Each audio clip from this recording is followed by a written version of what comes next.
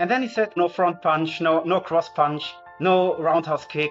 And he took away my few tournament techniques, which made me a winner. And from this point on in time, everyone kicked my butt. And I saw a karate I haven't seen before, with elbows, with clinching, with close quarter combat, locks and throws. And I was so astonished seeing that my karate is so limited and seeing that there is this whole variety, a new world.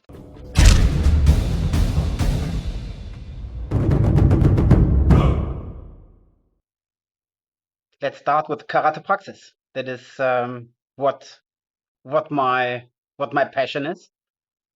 I was a competition fighter, like a lot of others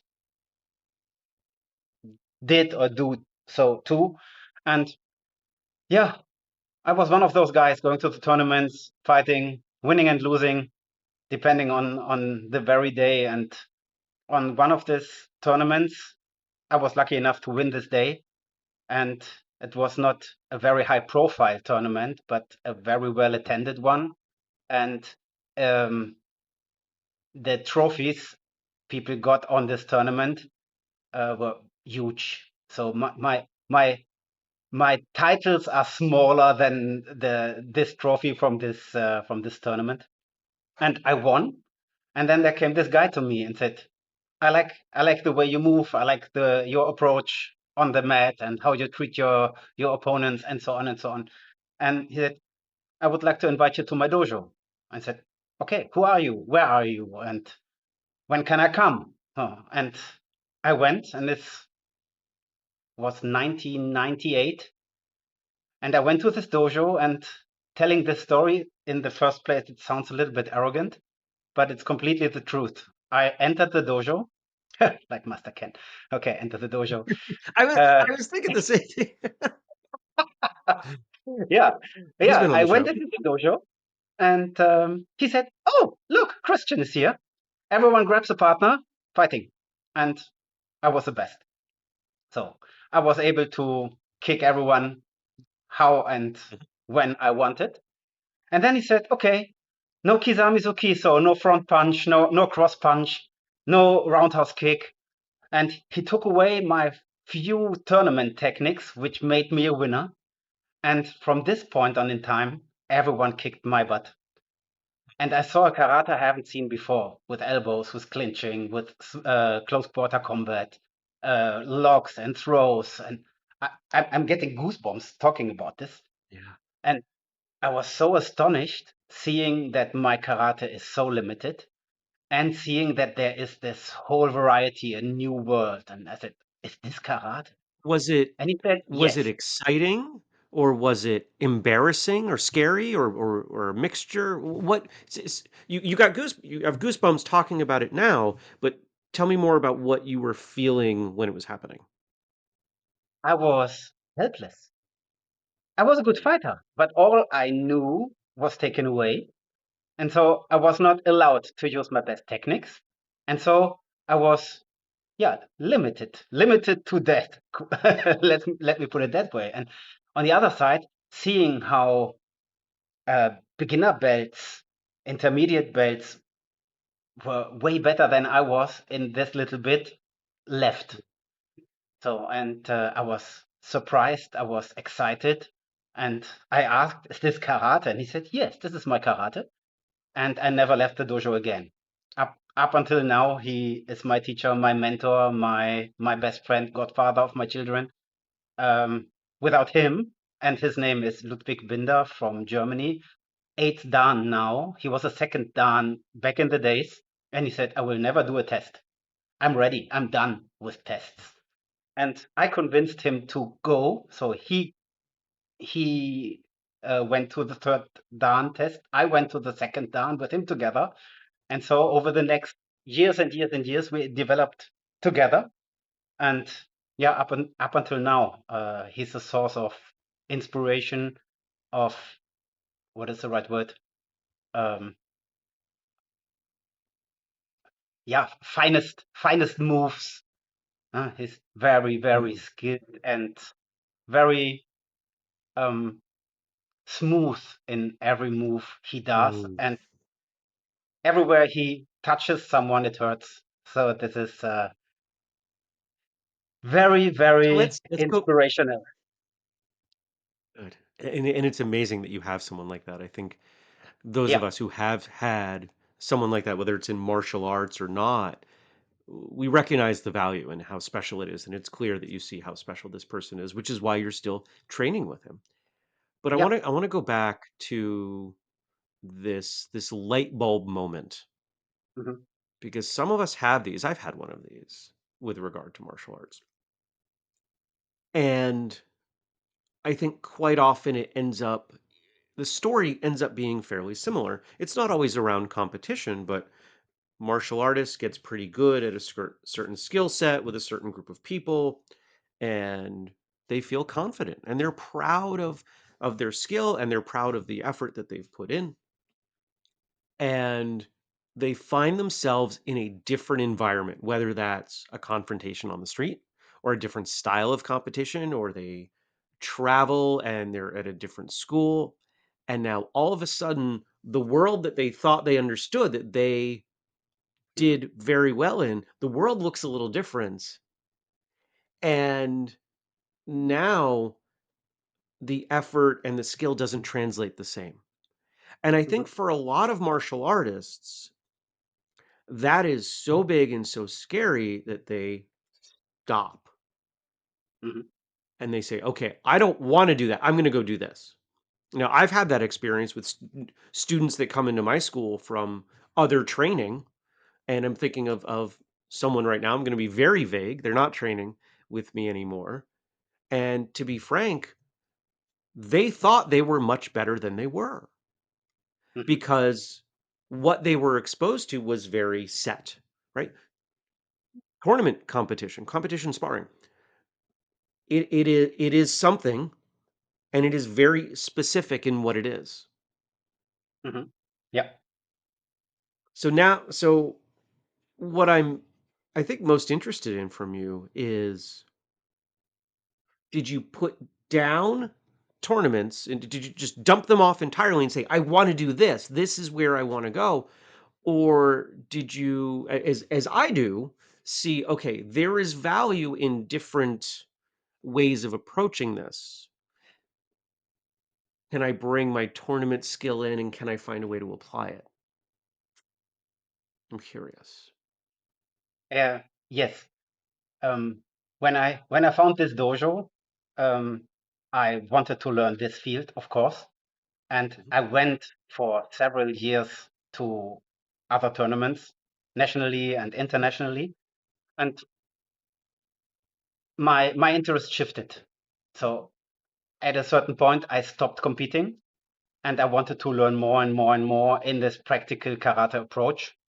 So with self-defense, with everything you need to apply your skill set a physical um, with a physical demand, so power delivery and pad work, all the things in the WKF world where you fight without any hard contact, um, was different. So I was looking for this. So and over the years, it was I think my teacher Ludwig was one of the first in the German Karate Association who trained like this with some impact, like a full contact guy almost, mhm, and it was it was really inspiring. So I was underway in both worlds, and more I shifted over the years to the practical karate scene without going to tournaments. I'm now 51. So, um, and I was never into going to the tournaments, getting older, 30 plus, 35 plus, and so on, fighting the same guys who were 18 in the same time when I was 18. Uh, I didn't like this idea. So I stopped competing and mhm, yeah, started to work in the self-defense area, karate based. And I learned and learned and went to different clubs and made a Krav Maga instructor intensive mhm, course, which was really a crazy time. So, and some of my karate friends joined me going to this intensive Krav Maga course. And Hmm. Most of them stayed. They left karate for Krav Maga because they said, this is way better. We don't have to do all the traditional stuff with all the rules of keeping the traditional parts high with all the bowing and ceremonies and they just stayed in this self-defense environment. For me, it was completely different. I was with all these Krav Maga specialists and I only saw karate. Probably because of things my teacher told me. I just saw them move how I move, and I saw that it is pretty good to do it slightly different because they have got very good sense of making it applicable.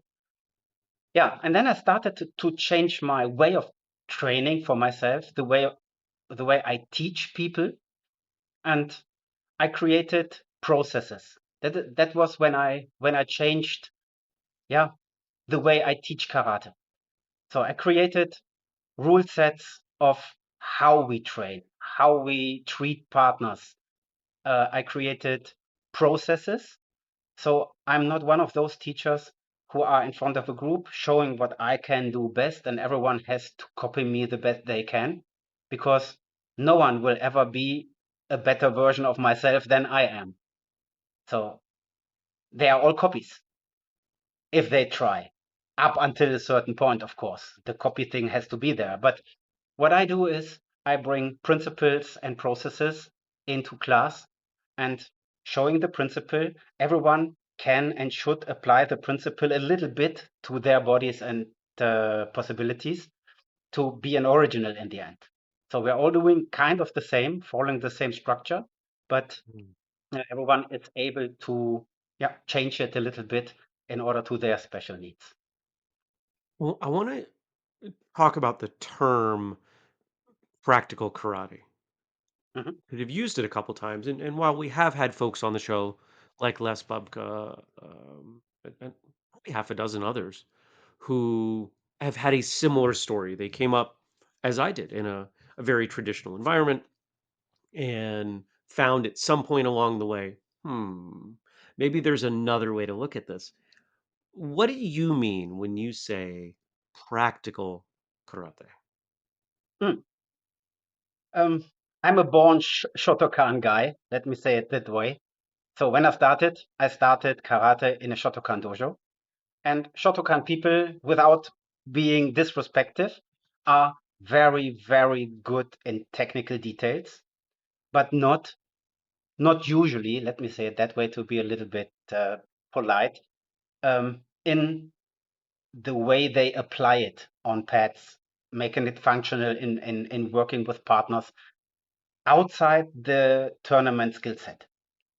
So, and what I what I describe as practical karate is making everything we learn in Kihon techniques, Kihon combinations, in syllabuses, in katas, given katas, in bunkai, um, applicable in partner work up until the point that it has to work in self-defense situations.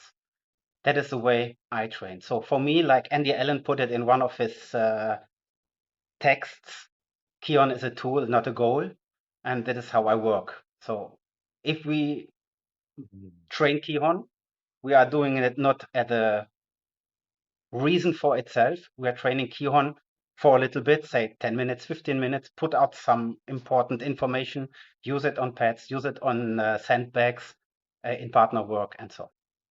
For those out there in the audience who might not be familiar with the Japanese term, Kihon is basics, your basic Kihon is techniques, your basics. fundamental Yes, yes, techniques. yes, exactly. And a lot of dojos I have the Okay. chance to Keep going. train in the past used Kihon, so basic training, as a goal in itself. So Kihon was for Kihon. Kihon was not to point out some things, to train some special influences in this techniques to be better at pads, at sandbag, at makiwara, in partner work, in self-defense. So it is for me, it's just a tool, like Andy put it in his text. Yeah. Yeah, and I think it's all tools. right? Mhm. That's kind of how I see it. Everything we're doing, because none of it is a real fight. None of the things that we train, no matter how hard we go, they're not Yeah. real. So they're all Mhm. tools, True. and we can only train so hard so often without being broken. Yep. So I've never really made the separation, you know, that you I'm sure you think of what you came up with. I spent some time in Shotokan as well, the 3K karate, right? Kihon, Mhm. kata, kumite. Yeah. And again, for the audience, basics, forms, sparring. And in a Mhm. lot of schools, they're trained in a very separate, segmented way. This is the way we do our basics. This is the way we do our forms. This is the way we spar. And you can see some overlap, but what I'm saying, and Christian, what I think you're saying too, is the lines should be blurry. Mhm. Yeah. Which Yeah. is that a fair way of saying it? Um, yes. The question, why should I learn this or that, is something I was, um, yeah, trying to find the reason over the last, say, 16 years.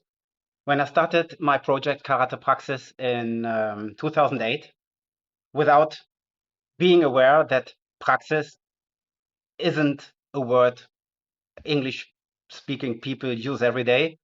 So I had to to um, I'm looking for the right word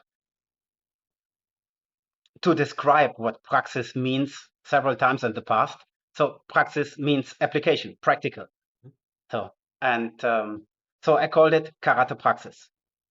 In English, practical karate, without knowing that others are around there. I hadn't heard about Ian Abernethy, for instance, in 2008 at all. I met him the first time in 2015, and we clicked immediately, because same idea, same foundation, and so on. But we can speak about Ian and our connection later. So I started Karate Praxis to bring success, and that was, let me go one step further back. When I made my fourth dan in the German Karate Association, I had to write an essay. So, and most of these essays are written, handed over to the organization, and then they disappear forever, and like most of those essays do. And I wrote it, and the essay was called Karate Praxis, and the subline was, everyone should know or understand that everything they learned in this session today is practical and self-defense matters. So, and what I was looking for was a way to motivate people, because I'm a strong believer in this spiral effect of motivation and success. Every one of both helps the other. If you are successful, you are motivated. If you are motivated, you keep on going, you get successful eventually. So, and this is the foundation of all my teachings. That is the way how I approach a group, with always with these two ingredients: motivation and success, with some fun teaching. So every now and then a little joke, some um, something to get people attracted, to keep on going, to not feel that it hurts sometimes, and it does sometimes. So yeah, everyone should understand and learn that everything they do is practical in partner work. I wrote this essay, and then it was written, and I talked to my teacher Ludwig, and I said, "Can you help me? I want to teach this way. I want to bring Mhm. this idea on the mat. They know you, no one knows me. I'm this competition guy fighter. If I put out a flyer and say, 'Hi, I'm Christian. I want to teach a seminar,' no one will come." And this was exactly what happened. My first seminar was 6 people, and then he started helping me. People came to see him. I was his support, and over the years, people saw me regularly getting hit by him with Mhm. with his teachings, sometimes with my little idea. So I stepped by, Mhm. by. Now we are teaching equally, and the idea was always the same. Um, Bringing the kind of success I had winning tournaments without going to tournaments, stepping on the mat, doing something practical with partners, understand that it works, that it makes sense to do it that way, and going home to spouse, parents, friends, and telling them, hey, yesterday training was fabulous. I did it that way and see how it worked. That is what I'm looking for, to bring ambassadors out of the dojo on the street, in schools and companies. Yeah, he helped me being seen on the seminar, so I joined him, I supported him. People saw how he was teaching, his influences on me, of course. And yeah, I I stepped by, so I developed, and nowadays we are teaching together equally. And he helped me to bring this kind of success I experienced winning tournaments to the daily dojo floor for people who are not going to tournaments, because I wanted to have them experiencing this kind of motivating moments, trying or doing something practical with partners that they see, oh, what I've learned today is really functional. It's practical. It works. Going home to spouses, to siblings, schoolmates, and saying, yesterday I was in my training and I did it like this and it worked and it's so great. Come and join me. Let's go to karate together. That is what I want to do, and make karate friends ambassadors for martial arts. I would imagine that you've had some moments teaching where, because you're teaching seminars. I have in my notes that you've taught quite a few. And you've probably had people show up to these seminars and have a similar light bulb go off that you had those years ago. Mhm. How do you feel when that happens? Huh. Energized, grateful, thankful. It's um, Mm. it's a very giving experience to meeting people, sharing my own passion, and making a difference. That is what happened to me back then. Um, Meeting people and showing something they already know, slightly different, which makes a huge impact, and they see things like a light bulb moment from another perspective and doing things differently from then on. Um, that is very, very special. One moment, it happened in my dojo. There was a new woman coming to the training, black belt, and we did pet work, big shields, and training goal was power delivery. So, and we just punched. And I I have this I led this training session, and detail, and in the end, everyone was able to hit the pad way harder than before, just by following this little steps. It was not something big. It was just this little tiny screw and this. And then, and it's really true, she hit the pad exactly like we trained it.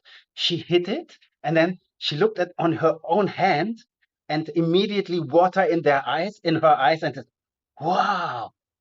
Huh? And that was Mm. really amazing. Oh, and that was one of the very special moments when Mm. she experienced that she overcome something that she hadn't done before and experienced before. She was so overwhelmed in what she is able to do, and she never left the dojo again.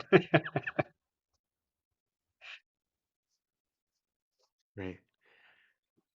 Yeah. Here's a question. As the practical karate movement grows, because there are more and more people who are changing the way they train from, some of these. I don't even know that I want to call them traditional. I'm going to use the word contemporary, common, these Mhm. common training methods. And they move to these different methods that people are calling practical. Mhm. Some people are calling it an evolution of karate. I wonder if it's not more of a return to what karate used to be. What do you think? Uh, in this matters, I need to be very honest. There are people out there who have read every book available. I haven't. One day, someone said, Okay.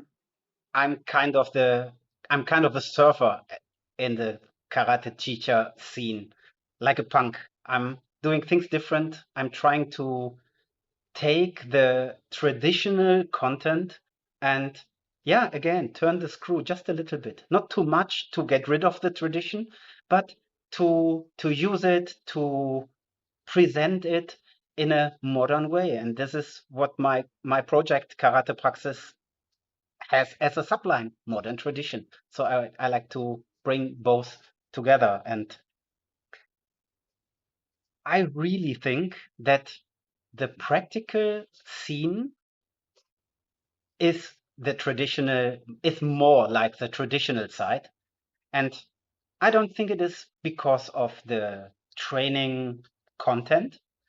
It is more because of we are not looking for tournament success. If you're going to tournaments in whatever association you are competing, there's a rule set, and this rule set decides if you are getting some points for your actions, if you are winning or losing. And following the given rule set in the association, you have to train. And if you need to train that way to make your points in the competition, it it is um, the foundation for what you train daily. So I think the competition side of training is not traditional, but most of the associations out there have are based on this so-called tradition, which is a sportive tradition. And since it is a sportive tradition, when the JKA sent out after World War II the instructors into the world, I'm pretty sure they didn't send the best teachers. They sent the most successful tournament winners in Qatar, in Kumite, world champions, in order to build a worldwide organized association to, yeah, as a sports organization. This is what the JKA did, and um, this is a good a good reason to send out teachers into the world and spread karate worldwide. But those teachers didn't show us the practical side of karate, the self-defense information of karate. They showed us what they need to do to build up a worldwide organized sport organization. And I liked it. So competition is a good thing.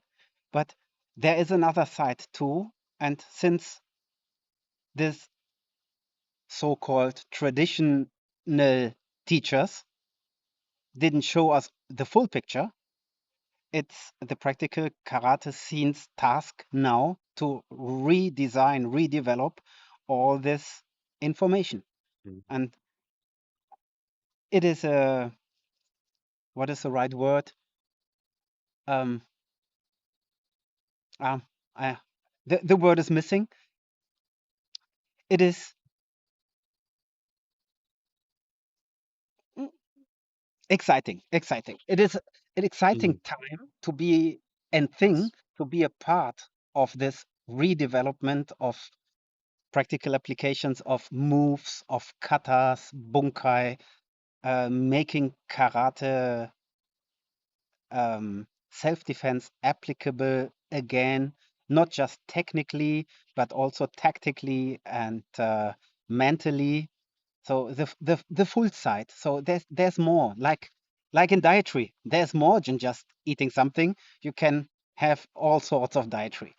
And I'm not one of those who think or even say that one side is better than the other. It should be something available, like in a good buffet, for everyone. Oh. One of the things that I think is very important in martial arts is, you talked about this with some of your friends that went on the Krav Maga. There's no bowing in many of these schools. There's not as much formality. Mhm. And what I've Agree. noticed is that it's from a lot of this formality, the bowing, the structure, that people grow personally. Not to say that other aspects of our training don't help people with their growth, but when we think about children, Yeah, teaching them to bow and use titles and follow these protocols is really important in their development. yeah, And so I look at this, and I like the way that you phrase it as a buffet and say, for some people, they want this much sport. Some people want this much sport. Some people want this much practical.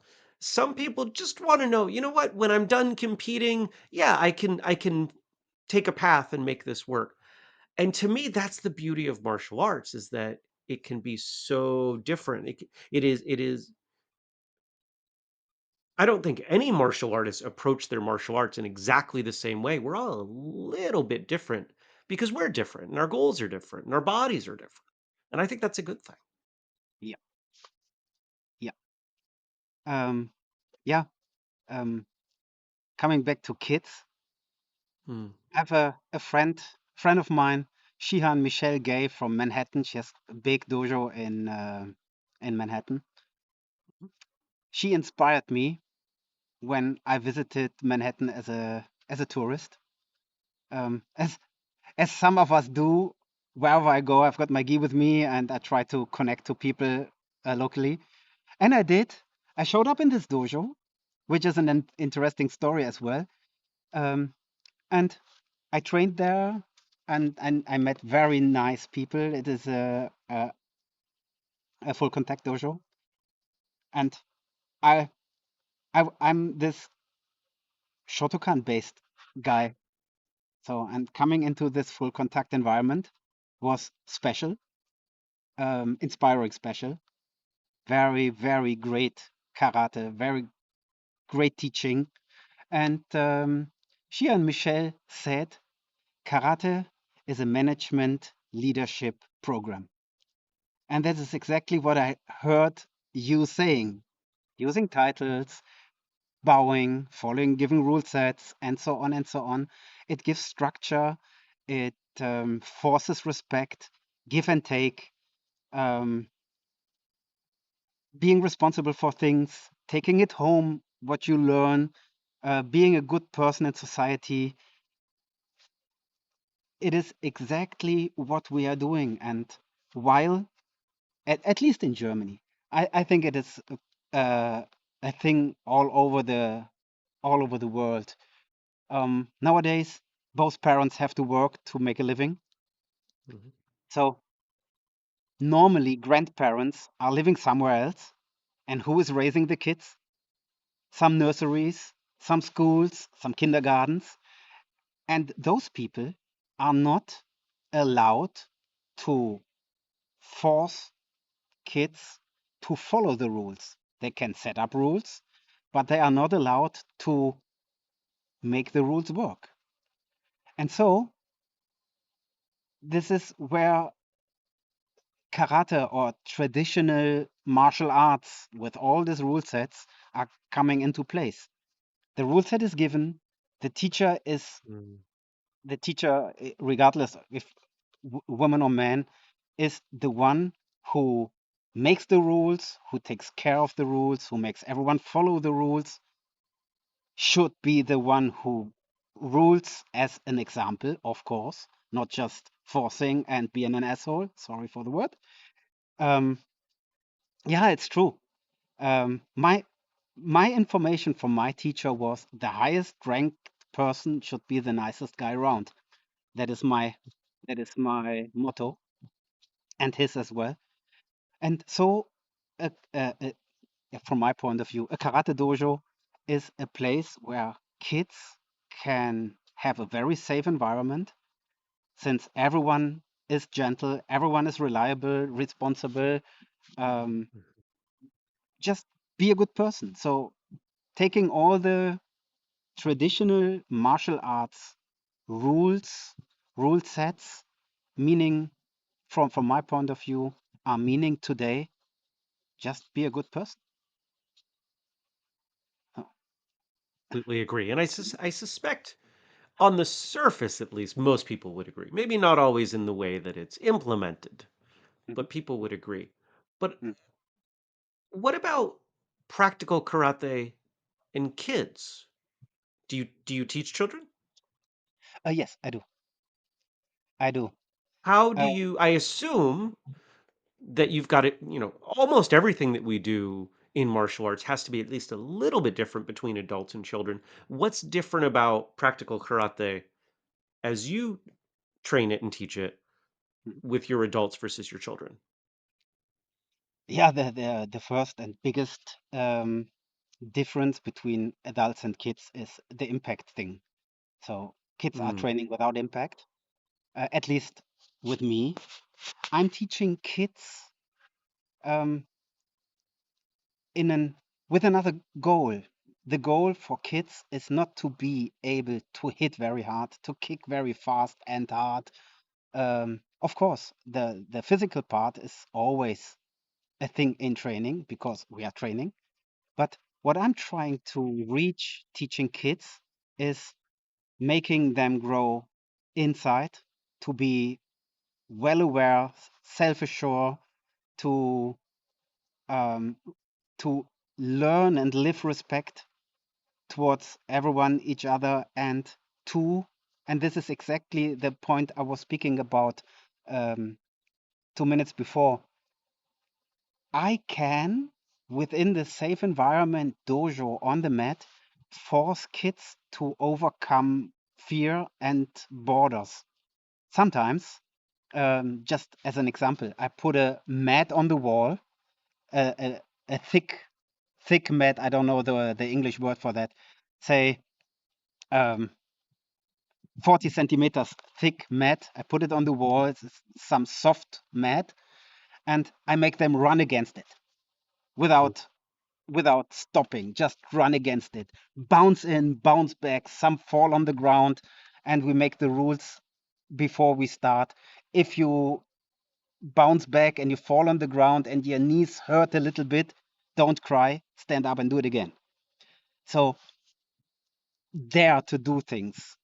Experience that sometimes it's a little bit hard to reach the next point and to understand that sometimes if things are a little bit difficult, a little bit um, um, yeah, strange or hard to do, that it makes them grow and that they are getting stronger, knowing that they can stand their ground and be strong.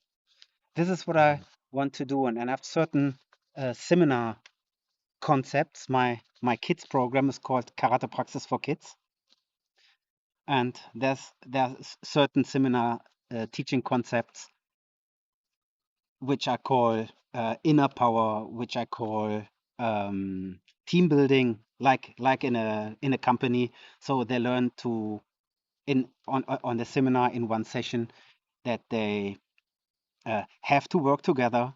There's just a Mhm. task, and I tell kids this is a task, and the task is too big, too heavy for one kid or two or three. They have to work all together to carry something heavy, to manage some things in the gym, um, like putting um, material from one place to the other, um, building up something, and so on. And they only can do it together, and they have to arrange themselves without any adult to help them, Mm, to tell them do this, do this. I i i talk to them and say, okay, um, talk to each other, manage it. Find, if you need help for your job, find someone who helps you. and so on and so on and so on. And there are certain tasks where they have to be a little bit, um, oh, what is the right word? They have to dare to do it. Um, so this is a team building program. Then there's another program called Hollywood. This Hollywood thing is like in the movies. They are doing um, several big combinations with kicks and spins and jumps, and all the parents and grandparents can put out their phones and film it to show it all the other relatives afterwards. So what I want to do with kids is make them grow internally, make them proud, make them happy, and let them know, understand, and learn that they are great people. Mm, that's awesome. Let's talk about your seminars a little bit because I, I know this is such a passion for you. Let's start here. How long have you been doing seminars? It's been a little while, right? Excuse me, I didn't get the question. That's okay. How long have you been teaching seminars? It's not, you didn't just start this. You've been teaching seminars for a while. Yes. Yeah, as I mentioned previously, I started in 2008 with my project Karate Praxis, Okay. got help from my teacher, started, and in the beginning, only few people gave me a chance. First seminar was 6 people in December 2008. Now my biggest seminar I taught completely alone was 250 people, which is, yeah, like a football Awesome. stadium. Actually, the people Yeah. inside my dojo, um, who are filming with me for my online course system I am developing are from this dojo from Berlin. So they drove 600 kilometers to help me filming. And That's great. I taught last year in Berlin this seminar with 100 kids, 50 parents simultaneously on the mat. There's, I think, for 3 or 4 days, they published the video. It's on my channel on Facebook and Instagram. Um, that it's yeah, people can see how many people were there and how much fun we had all together. And another 100 youth and adults in the next class. That was pretty amazing. Yeah, back to your question. I teach Yeah. 30 seminars a year all over the world. Um, and this is what I love. I love sharing my passion Mm, for karate. I love to, yeah, to bring people to kind of the same light bulb moments I had by experience. Oh, what I'm doing is great. What I can do is even more, and so on and so on, to motivate and to bring success and motivation to people. And mhm, the the the greatest thing I'm lucky enough to do is to host a castle seminar in Germany.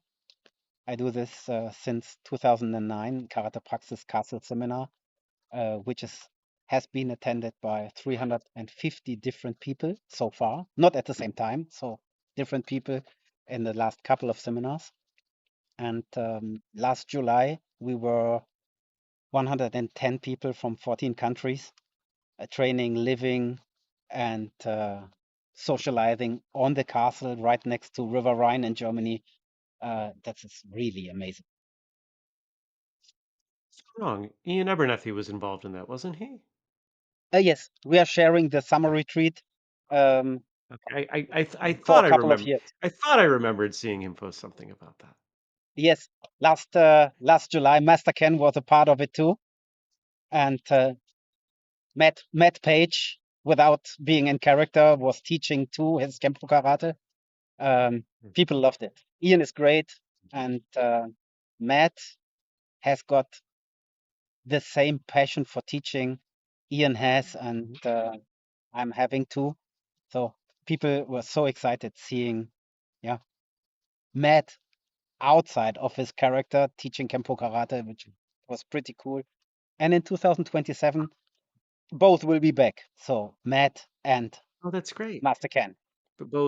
But both absolutely wonderful people who have been on the show. And fun fact, I haven't brought this up in a while. Matt Page started his training 45 minutes that way. Oh, you're in Albuquerque. From what from no, in Maine. He Ah, lives in in Maine. Albuquerque now. He started in Maine. Ah, I didn't know. Yeah, I remember. He told me he is originally from there. Okay, okay, cool. The world is a I village. the the martial arts world gets very small very quickly. Oh yeah, oh And yeah. yeah, yeah, I grew up competing with his instructor and some of fellow students, and yeah, he and Cool. I don't know, I didn't know him back then when we were kids and we were competing, but we go way back Ah, indirectly. cool. So So cool. yeah. Yeah, If yeah, people yeah. want to find out about your seminars, where can they go to? I mean, 30 of them. There's got to be one near most people. Where can they go to learn about them? On my website, which is lucky enough available in English now too.